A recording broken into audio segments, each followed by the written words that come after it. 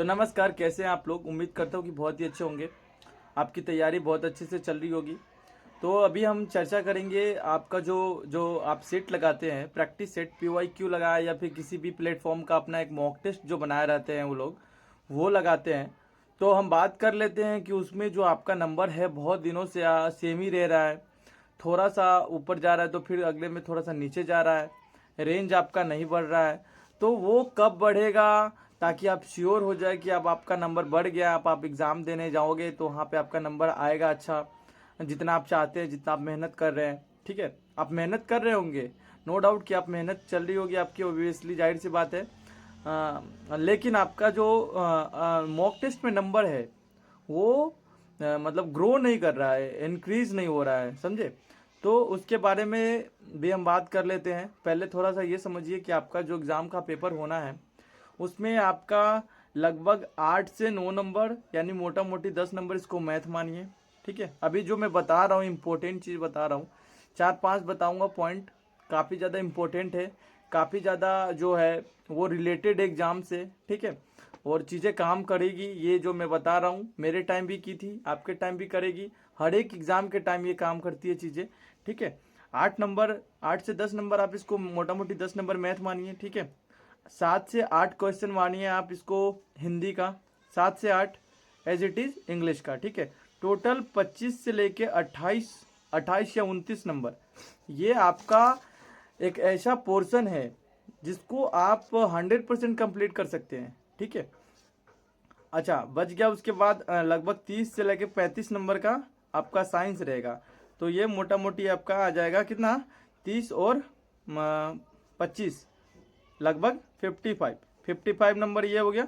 और 40 से लेके 45, यानी 45 के आसपास आपका जीके जी, जिसमें बिहार स्टैटिक्स, बिहार के मतलब बिहार जीके रहेगा, स्टैटिक पोर्शन रहेगा आपका, पॉलिटी, इकोनॉमिक्स, ज्योग्राफी।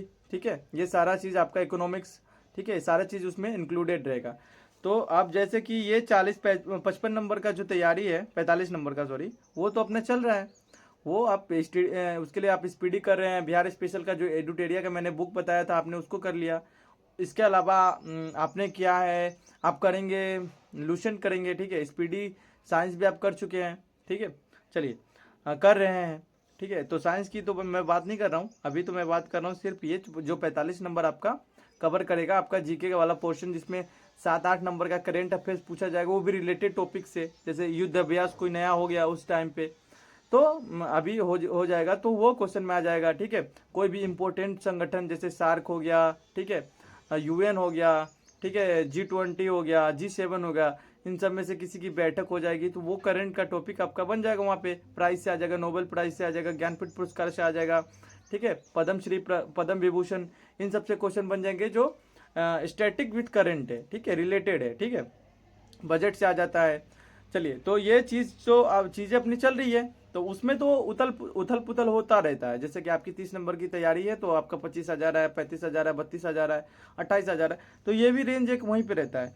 जो आपका एवरेज स्कोर 60 से अगर 65 आ रहा है तो ये बढ़ नहीं रहा है, या फिर 40 से 45 आ रहा है तो ये बढ़ नहीं रहा है, या फिर आपका 50 से 55 आ रहा है तो ये बढ़ नहीं रहा है। तो मैं इसका बता रहा हूँ कि आपको जो 30 नंबर का श्योर शॉट जो दिख रहा है, बिल्कुल जिसका 100% आप कवर कर सकते हैं, इंग्लिश, मैथ और हिंदी को, इसको आप पूरा फिनिश कीजिए। ठीक है, उसके बाद से 2 दिन तक आप इसको फिनिश कीजिए, उसके बाद सेट लगाइए और इंश्योर कीजिए कि आपका जो है हिंदी, इंग्लिश और मैथ का क्वेश्चन गलत नहीं हो रहा है। आप देखेंगे, नोटिस करेंगे कि आपका सेट में जो है वो एकदम से जो है आपका नंबर 7 से 8 नंबर हर एक सेट में बढ़ जा रहा है। ठीक है, तो ये एक तरीका होता है कि जो भी एक ऐसा फिक्स पोर्शन है जिसको आप 100% कंप्लीट कर सकते हैं। जैसे SSC के एग्जाम्स में क्या होता है कि वहाँ पे बच्चे जो है हिंदी, सॉरी, मैथ, इंग्लिश और रीजनिंग को कंप्लीट कर लेते हैं। ठीक है, तो बाकी जीके जीएस जो वेरिएशन रखता है, तो जीके जीएस के लिए क्या करते हैं कि वो तैयारी करते रहते हैं, करेंट करते हैं, पर जो 3 पोर्शन होते हैं उनको कंप्लीट कर लेते हैं बहुत अच्छे से।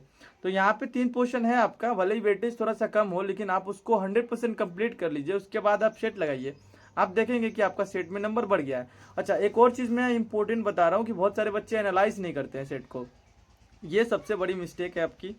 उसका कोई 0% वैल्यू हुआ। अगर आप सेट लगाए, उसमें आप अपना नंबर देख लिए तुक्के मार के, अगर आपने सेट को एनालाइज नहीं किया तो आपका वहाँ पे आउटपुट है वो 0% है। लिटरली बता रहा हूँ 0%। क्योंकि सेट आदमी लगाता ही इसलिए है क्योंकि जो भी गलती हुआ है, जो भी मिस्टेक्स हुए हैं, जो भी चैप्टर में हम फंसे हैं उसको सुधारना है। या फिर जैसे कि मान लीजिए कोई क्वेश्चन आपको आता रहता है, उस क्वेश्चन का अलग कुछ पूछ दिया जाता है। जैसे कि जालियांवाला बाग हत्याकांड आपको पता है, लेकिन उसमें पूछ देगा कि जगह पूछ देगा। ठीक है, चलिए जगह भी आपको पता है, उसमें ये पूछ देगा कि इसमें कौन सा ऐसा जो इंडियन था वो इसमें षड्यंत्र में मतलब शामिल था। ठीक है, ये सब क्वेश्चन अगर एक्स्ट्रा बन जाता है तो वो आपको पता चल जाएगा ना कि क्वेश्चन घुमा हुआ है।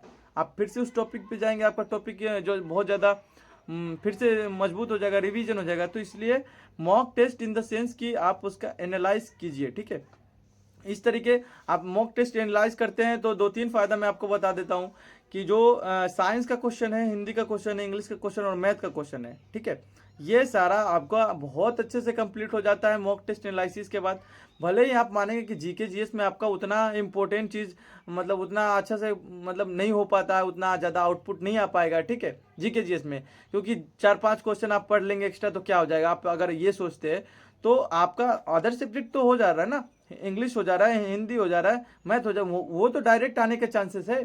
अच्छा, इसमें भी है कि जो PYQ का एनालिसिस है, जैसे कि जो प्रीवियस ईयर में पूछा गया क्वेश्चन है जीके जीएस का, तो उसका अगर वो टॉपिक नहीं पूछेगा, एग्जैक्ट वही क्वेश्चन नहीं पूछेगा, तो उस क्वेश्चन के इर्द गिर्द से बना हुआ क्वेश्चन आपके एग्जाम में पूछ सकता है। तो इस चीज को भी आप मान के चलिए कि जो भी आपका जीके जीएस का भी क्वेश्चन है आप उसको कवर कीजिए। अच्छा, करेंट अफेयर्स का क्वेश्चन अगर रहता है तो आप उसको इग्नोर कर सकते हैं। ठीक है, करंट अफेयर्स के क्वेश्चन को आप पूरा तरह से छोड़ सकते हैं, उसके लिए कोई दिक्कत वाली बात नहीं है।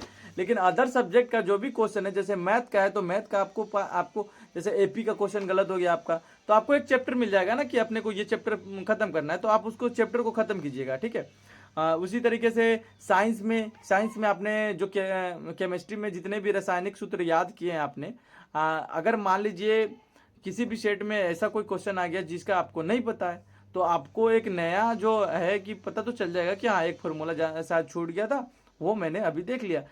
हो सकता है हिंदी का जो डायरेक्ट पर्यायवाची शब्द जो आपसे पूछा गया है वो आपके एग्जाम में मिल जाए। इसीलिए सेट लगाना जितना इम्पोर्टेंट नहीं है, 10% सेट लगाना इम्पोर्टेंट है। 90% जो इम्पोर्टेंट चीज़ है वो सेट को एनालाइज करना। ऐसे आप 200 सेट लगाते हैं, 150 सेट लगाते हैं, ठीक है, तो सेट लगाने के बाद आपका एक लेवल बनेगा और वो लेवल बनेगा एनालाइज करने के बाद। ठीक है, सीधा डायरेक्टली क्वेश्चन आंसर लगा के अपना नंबर चेक कर लेना, ऐसे तो 150 सेट मार लो आप, 300 मार लो, 400 मार लो, क्या फायदा। सेट मार के उसका एनालाइज करोगे तभी आपको मतलब आपका लेवल इंक्रीज होगा। ठीक है, इस तरीके से लगाइए आप सेट कंटिन्यूअसली 10 से 15 दिन लगा के देखिए, स्कोर डेफिनेटली बढ़ेगा। फर्दर आपको कोई भी डाउट हो तो आप कमेंट सेक्शन में पूछिए। ठीक है, और क्विज वाले बच्चे हैं रेगुलर क्यूज दे। ठीक है, आपका क्यूज रेगुलर हो रहा है, आपका जो होमवर्क है वो भी चलेंगे अभी एग्जाम तक। अगर नहीं भी तो मैं कम से कम अभी इसको 25 से 30 दिन और खींचूंगा।